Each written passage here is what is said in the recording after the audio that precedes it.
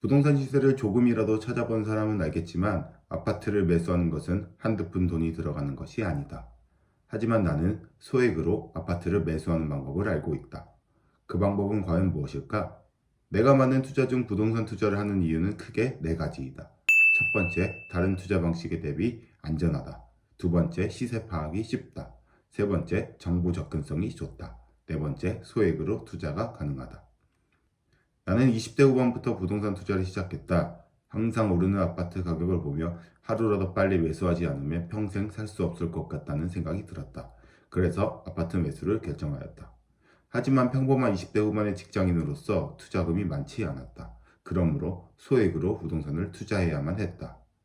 여기서 물을 것이다. 아니, 부동산 투자가 소액으로 가능하다고? 이 부분에 대해서 하나씩 이야기해보자. 첫 번째로 부동산은 다른 투자 방식에 비해 안전하다. 주식이나 비트코인과 같은 투자는 하루에도 호가가 오르내린다. 이에 반해 부동산 투자는 상대적으로 오르내림이 적다. 또한 매수 타이밍에 따라 가격 차이가 크지 않기 때문에 매수 타이밍을 크게 볼 필요가 없다. 이에 반해 주식이나 비트코인 같은 경우는 매수 타이밍에 따라 수익률이 큰 차이가 날 수가 있다. 그러므로 부동산은 한번 매수해두고 시세창을 자주 찾아볼 필요가 없다.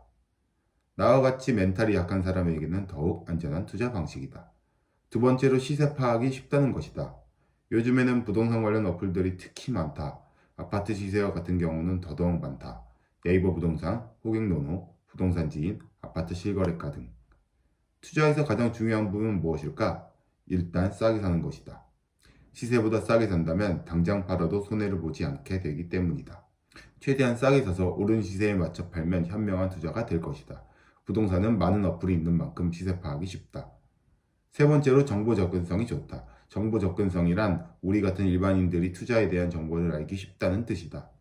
주식이랑 비교해보자. 기본적으로 해당 주식에 대한 기업 소식은 우리가 실시간으로 알기 힘들다.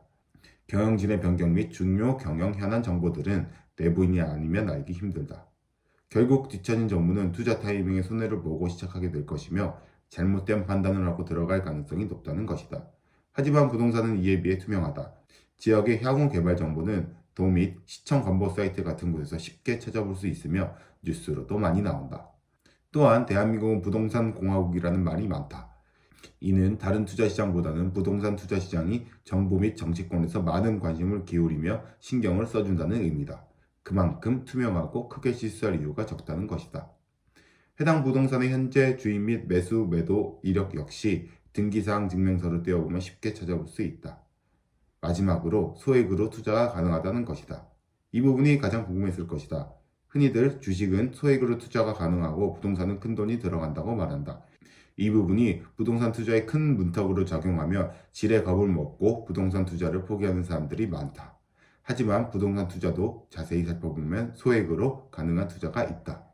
한 가지 예시를 들어보겠다. 지방의 아파트들을 보면 2억 원 정도 하는 20평대 방 3개의 구축 아파트들을 흔하게 찾아볼 수 있다. 물론 2억 원이라는 돈 자체는 큰 돈이다. 하지만 2억 원짜리 집을 단돈 1,000만 원에 매수할 수 있다면 어떨까? 지방 지역도 그 지역에서 선호하고 살고 싶어하는 동네가 있다. 영화관, 백화점 등 인프라가 좋거나 학군이 좋은 지역들이다.